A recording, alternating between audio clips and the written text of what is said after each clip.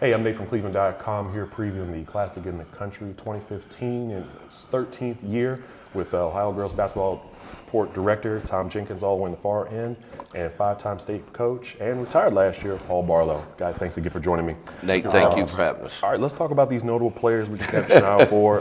We're going to put some pressure on Paul here. Who's somebody that comes to mind that you look forward to seeing?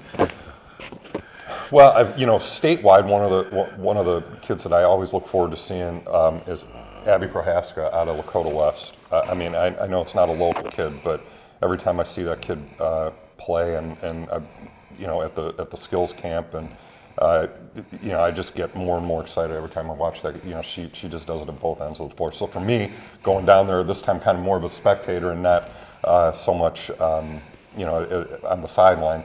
She's somebody that I'm really looking forward to seeing from a statewide aspect. Tom?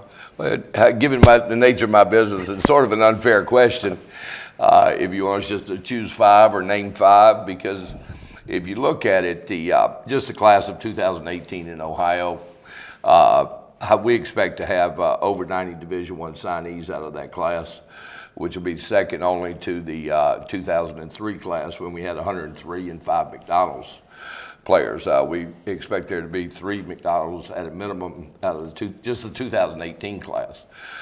And so if you talk about it and then look at it locally, you have some great players. Naz Hillman over at Gilmore, Valencia Myers at Solon, the backcourt mate that she has there, Deepa Kelja, that's committed to go to DePaul. Over at Shaker, you have tremendous athlete, Jameer Houston.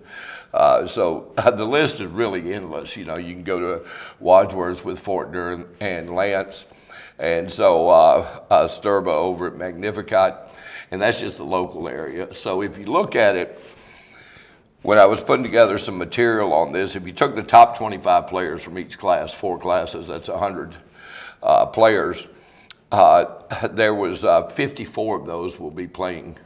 That 100 will be playing at Classic in the Country. Sounds like they're getting their money's worth. Every day, the national services have estimated over 90 Division I prospects or signees will be competing in this event this particular year. And that's why we didn't bring in out-of-state teams this year, because the talent level, especially in that sophomore class, is so high that we wanted to have an opportunity to feature as many of those players as we could.